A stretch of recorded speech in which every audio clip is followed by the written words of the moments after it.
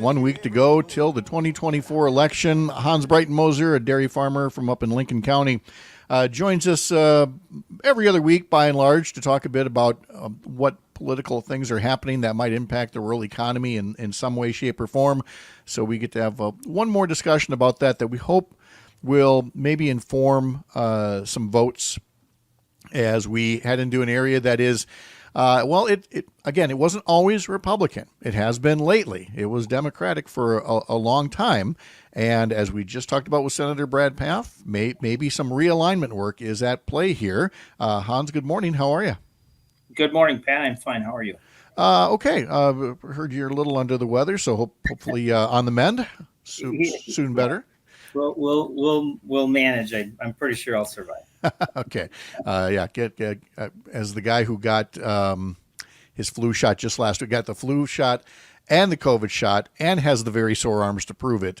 But it is for all the talk about election season, it's also immunization season for those of us of a certain age here. But let's get back to the election season for a moment here, and I want to pick up where I left off with Brad Pfaff. You live in an area that is by no means Democratic, and that can be said about most of rural America right now. And yet, you have had historic levels of investment in the rural economy by both the Biden-Harris administration and by decisions made by Democratic Governor Tony Evers. Why do you think that is? Why were those decisions made, and were they made with some kind of a political payoff in mind? Well, that's an interesting question, isn't it? I mean, when you have good government, and a solid foundation under your democracy, then funds will get allocated and invested and so forth, regardless of politics, right? The investments that have been made in rural America by Governor Evers and by the Biden administration had nothing to do with how people vote in this area. Imagine a future where that is not the case. Imagine a future where federal and state dollars go to areas that vote the quote right way and don't go to areas that don't vote the right way. That's not what makes this country tick, and that's not what's been happening. We're so fortunate for in our area with small local governments like Lincoln County and other small rural areas to be able to have access to ARPA funds to fix roads and so forth. For those of us who've been in local government, you understand how important those dollars are. And if they were based on political affiliations, holy smokes, would things go to seed pretty fast. Oh my gosh, yes. So again, it's where can that do the most good?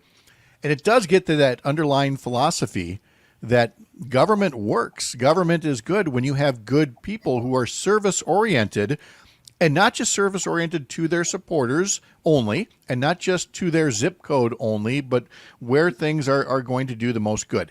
Again, because of the American Rescue Plan Act, the Inflation Reduction Act, so many other initiatives that took place over the past 4 years, this might be an unfair question. But I want you to look ahead, let's say 10 years, maybe longer. Do you feel like something in particular people are going to look back on and say, now that particular rural investment, that was a real difference maker? Well, I hope so. I mean, ARPA can be pointed to do all sorts of good things. And in rural areas, it has a lot to do with road funding and so forth. My worry is that people have fairly short memories and are not interested in getting into the weeds so much. So you can have pretty big things happen, and people maybe don't appreciate them as much as they should. I mean, we could point to, Obamacare, but the investment or the Inflation Reduction Act under Biden was the biggest thing in the history of ever. I mean, for decades and decades, we hadn't seen any kind of investment like that. And what I think the Democrats understand and just don't get enough credit for, and as you pointed out earlier, economist after economist is looking at both plans of both presidential candidates and firmly lining up behind Harris. It's because the Democrats understand that if we invest at the local level, if we put money close to the ground, it grows. It's planting a seed. And it's not the trickle down nonsense that just doesn't work. And that's what voters in rural areas have to remember and understand when they go to the ballot box, I feel. And yet, because a Senate candidate like Eric Hovde has so much money, and the Republican Party backing people like Derek Van Orden has so much money, and of course, Donald Trump's ads and the billionaires who are propping him up, they continue this point that they make repeatedly, and millions of Americans believe it, is that the whole reason we have inflation in this country and had runaway inflation was those investments that are made with the American Rescue Plan and with the bipartisan infrastructure law and now with the Inflation Reduction Act. And Hans, there never seems to be enough time in the day to set people down in front of a chalkboard or a whiteboard and explain to them the difference between what this spending did versus what, say, a $2 trillion tax cut to the wealthy would do instead. Well, exactly. And for people who aren't asking for it and don't need it. And the other thing to remember with this whole recovery is that it was a recovery against the COVID pandemic. Maybe that could have been managed a little better, on the front end and some of the deficit spending that took place and so forth prior to that. So those dots just don't connect. And economists will tell you that. Certainly there's been inflation, but I think the other important thing to remember is that the inflation that the United States suffered and the recovery that we've enjoyed post-pandemic has been far better than any other country in the world. And I don't know why we shouldn't be giving the Biden and Harris administration some credit for that. It's simply a fact.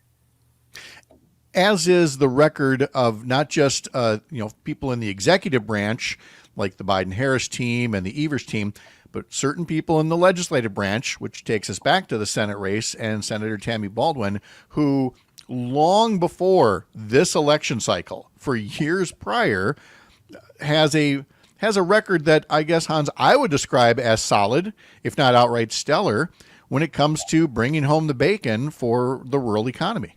Oh, I would tend to agree. I mean, Senator Baldwin has been just a champion in Washington, and you see these ads that try and pin her down on silly things. It's just such nonsense. Look at her record. Just look at the record of the person that you're voting for versus the person that's looking to get her job, and there's such a stark difference. Senator Baldwin has been a champion for Wisconsin and certainly a champion for Wisconsin rural areas. And I mean, my goodness, you've got the Farm Bureau endorsing her. I mean, the Farm Bureau is hardly a group of flaming liberals. This is a pretty conservative organization, but they're seeing what Tammy Baldwin has done for the ag economy, and she understands how the ag economy works, and maybe even gives a rip about the farm bill, whereas her opponent, doesn't seem to understand much of anything really. Oh God, could we get into that for a second? That it's one thing in the debate for Eric Hovde to say, "Well, I'm not in the Senate, so I'm no expert on the farm bill." But then not once, but at least twice afterwards, he's almost mocking it, saying, "Why should I have to read up on the farm bill? I can't opine on that," when he's got no problem opining about every other topic under the sun. Again, I don't know that it flipped a lot of votes from people who, are farmers or, care about these issues. But I'm betting the number's not zero, Hans, of people who were like, ooh, this guy really doesn't want to do homework on behalf of the Wisconsin economy. Well, again, I think it just after a while it becomes obvious that you've got a fella here who's got all sorts of money, who's not really from the area, and now this is his next thing. He wants to be a senator because he's tired of being a rich guy, I guess. So we're going to buy a Senate seat in an area that he doesn't really understand anything about. And when you look at Wisconsin, and maybe I'm showing my bias as a farmer, when you look at Wisconsin and how the Wisconsin economy works, to sort of pretend that the farm bill doesn't matter to a place like Wisconsin, I just don't know how delusional or just willfully ignorant you could possibly be. So where do we go? I know it's too early to start talking about 2025 already here, but the election will be behind us in just over a week, and we can't possibly go through all the hypotheticals. But let me start at the best possible one. What the outcomes next week set it up in a way that you could probably get the most that you could hope for realistically out of a farm bill, which is already more than a year late. What kinds of things are we talking about? What would a farm bill passing say next March? What could it look like realistically that you'd look at that and say, yeah, that is a win for Wisconsin? Well, I'm gonna dial it right into the dairy situation. I know that Wisconsin Farmers Union and Farmers Union in general, National Farmers Union, has been advocating for some sort of supply management system for dairy, so that we can start to turn that tide and turn that trend line around in Wisconsin that we've seen, where we're losing dairy farms every single day, and so we're losing more and more small to mid-sized dairy farms in favor of really mega farms, and that would be supply management would be really the only way, in my estimation, that gets slowed down and turned around, and by doing so, that would be something that would be hugely helpful to rural economies and local, rural economies. The other thing that the Farm Bill needs to focus on, in my estimation, is antitrust legislation. Until and unless we take antitrust seriously, we're going to be in the same consolidation, cycle that we've been in for some time. That's really hurt bottom lines on farms, and that also hasn't done any good for consumer prices. I don't know, and I'm certainly not in a position to quibble with anything that you said there. I just feel like supply management is going to be so easily tarred by corporate interests as, government quotas and socialism and everything else, that my guess would be, and again, it's as uninformed as it comes, I will admit, that you might see, say, some kind of a pilot program somewhere on it rather than something national. Or maybe something's done, because everything's going to be horse trading, right? I mean, you got to get 60 votes in the Senate to overcome a filibuster. So in order to get the antitrust thing, which, some would argue is the higher priority, then maybe you don't get the supply management. And again, I don't mean to negotiate with ourselves here, but this is all to say to the listeners that even in the best case scenario, there's going to be some negotiating. There's going to be some hard choices, and nobody's going to get everything they want. But that doesn't mean you shouldn't care about it, and that you shouldn't vote for the best possible candidate who can get you a good deal. Oh, absolutely, absolutely. And I think the biggest thing for the voters to understand is that you have to send honest brokers to the table, right? That's our job. Our job is to make sure that we elect folks who care, who do their homework, and who try and understand the big picture and try and understand the implications, and aren't just there to support, special interests and so forth. So that's where our vote matters, to get people around that table. In this case, the farm bill table, but all the different tables and all the different committees and so forth that we send people to Washington for. Ask yourself: is that somebody who is going to be an honest broker? Is that somebody who cares about the big picture? Is that somebody who's going to do their homework? Or is that somebody who just decided, geez, I'd like to be a senator now because I'm bored? Well, it certainly strikes me that way with Derek Van Orden, who talked all about being on the Agriculture Committee and what a plum assignment that was, and did absolutely nothing to stand out and to stand up for, Wisconsin dairy interests or farming interests at large.